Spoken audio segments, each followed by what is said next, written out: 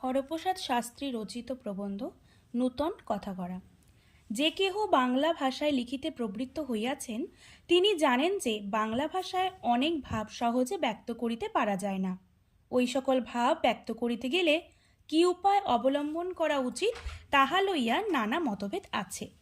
অনেকে বলেন নূতন ভাব প্রকাশ করিবার জন্য নূতন শব্দ গঠন করা আবশ্যক। অনেকে বলেন অন্যান্য ভাষা হইতে নতুন শব্দ আমদানি করা আবশ্যক। অনেকে বলেন চলিত কথা দিয়ে যেরূপ হোক ভাব প্রকাশ হইলেই যথেষ্ট হইল। ইংরেজিতে যে ভাব এক কথায় ব্যক্ত হয়, বাংলায় যদি তাহাই ব্যক্ত করিতে ৩ ছত্র লিখিত হয় সেও স্বীকার। তথাপি নূতন শব্দ গঠন বা ভাষান্তর হইতে শব্দ আনায়ন উচিত নহে। আমরা এ তিনটির কোনো মতেরই সম্পূর্ণ পোষকতা করিতে পারি না। কখনো কখনো নূতন শব্দ গঠনের প্রয়োজন হয়, কখনো ভাষান্তর হইতে শব্দ আনায়নের প্রয়োজন হয়, কখনো অনেক কথায় ভাবটি ব্যক্ত করিতে গেলে লেখার বাঁধনই থাকে না এবং ভাবটিও সম্পূর্ণরূপে ব্যক্ত করা যায় না। একটি উদাহরণ দিয়া পূর্বোক্ত কথাগুলি পরিষ্কার করিয়া বুঝাইতে চেষ্টা করিব। উকিলিতে আজকাল বড়ই কম্পিটিশন। এখন কম্পিটিশন শব্দে যে ভাব ব্যক্ত হয়, বাংলা ভাষায় তাহা ব্যক্ত করিবার কোনো কথা নাই। আমরা কি করিব? ওই শব্দটি কি বাংলা করিয়া লইব, না উহার পরিবর্তে সংস্কৃত ধাতুপাঠ খুঁজিয়া সংঘর্ষ শব্দ করিয়া লইব, না বলিব উকিলিতে আজকাল অনেক লোক হইয়াছে, অতএব উহাতে পসার করা বড়ই শক্ত। এই ৩ উপায়েই দোষগুণ উভয়ই আছে। সংঘর্ষ শব্দটি হয়তো একেবারেই নতুন, যদি সংস্কৃত থাকে এরূপ অর্থে ব্যবহার কখনো হয় না।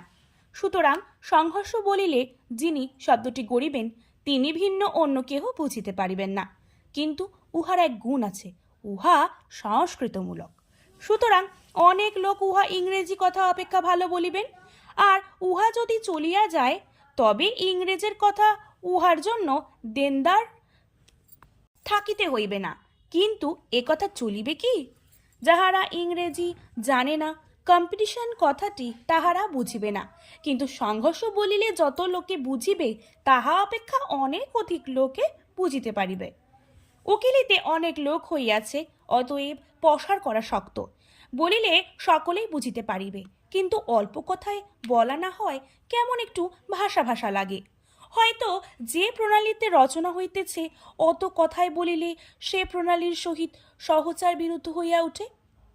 আমরা যে এই কথা বলিলাম তাহার তাৎপর্য এই যে নূতন ভাব প্রকাশ করিতে গেলে প্রকাশকের বিশেষ বিবেচনা করিয়া কার্য করা আবশ্যক। হঠাৎ যাহা হয় একটি করিয়া ফেলা উচিত নহে, কারণ এরূপ দুরূহ কার্যে হঠাৎ কিছু করিলে ভালো না হইয়া বরং মন্দ হইবার সম্ভাবনা।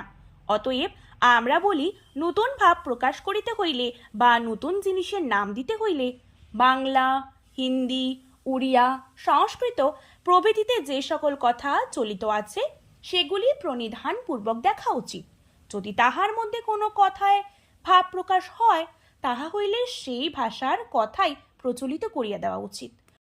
অনেক সময় চলিত ভাষায় এবং ইতর ভাষায় এমন সুন্দর কথা পাওয়া যায় যে তাহাতে সম্পূর্ণরূপে মনের ভাব প্রকাশ করা যাইতে পারে। প্রথম উদাহরণ, কাঁচ সহজে ভাঙিয়া যায়।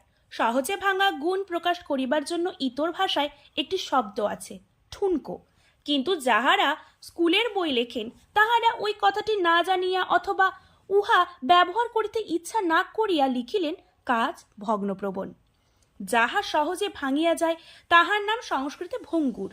সুতরাং ভগ্নপ্রবণ শব্দটি না বাংলা, না ইংরেজি, না সংস্কৃত, অথচ বাংলায় প্রায় 10 লক্ষ ছাত্র গুরুমশায়ের বেত্রাঘাতে শিখিল কাজ ভঙ্গুর নহে, ঠুনকও নহে, উহা ভগ্নপ্রবণ।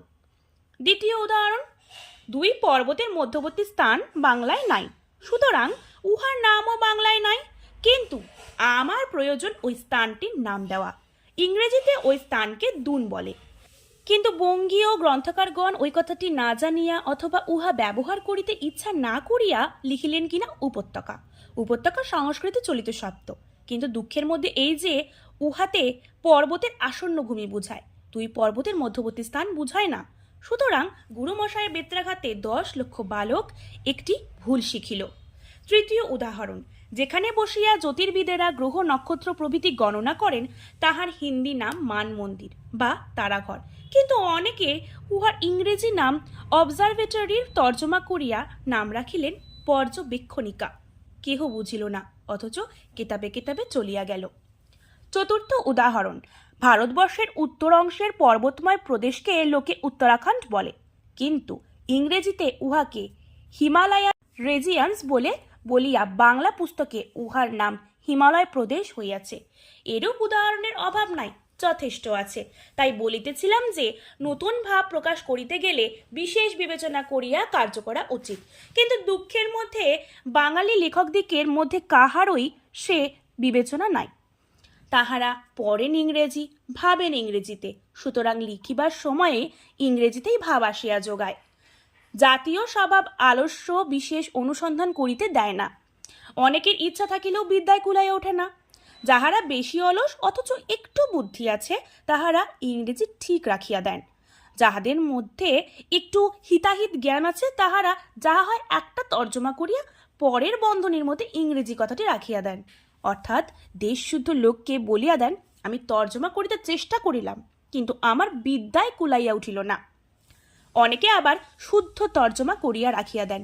ইহাদের লেখা সময়ে সময়ে বড়ই মিষ্ট।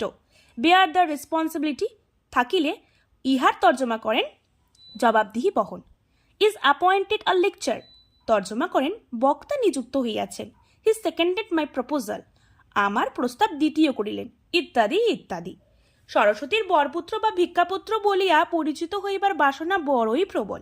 মনে মনে সকলেই অহম উত্তম পুরুষ, জ্ঞান আমি জিনিয়াস, সুতরাং খাটিবার ইচ্ছা একেবারেই নাই। ইংরেজি পুস্তক যেমন দেখিলেন অমনি তখনই তর্জমা করিয়া ফেলিলেন। প্রায় পূর্বকালের মাছিমারা কেরানিদিগের মতো যথা দৃষ্টং তথা লিখিতং করিয়া ফেলিলেন। অনেক সময় তাহাদের পুস্তকে দেশি নামগুলি চিনিয়া লওয়া ভার হয়। তাহারা মল্লার রায়কে মলহর রায় লেখেন, রাঘবকে রাঘবা লেখেন।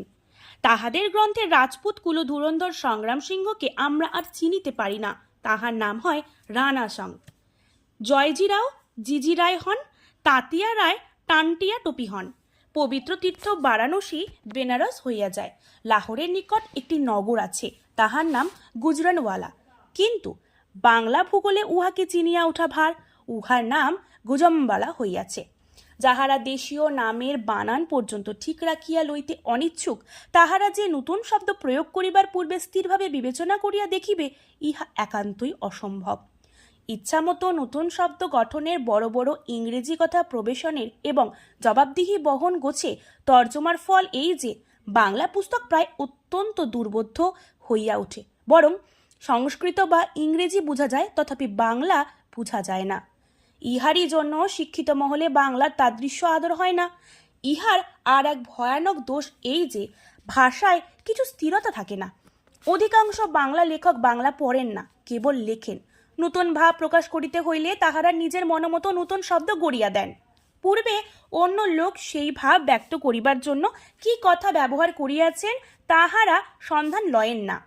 এই রূপে একটি ভাব প্রকাশের জন্য রাশি রাশি নতুন কথা সৃষ্টি করা হয়, অথচ আমরা দেখিতে পাই হয় চলিত ভাষা, না হয় পার্শ্বস্থ দেশের চলিত ভাষায় অথবা চলিত সংস্কৃতে একটু খুঁজিলেই উৎকৃষ্ট শব্দ পাওয়া যাইত।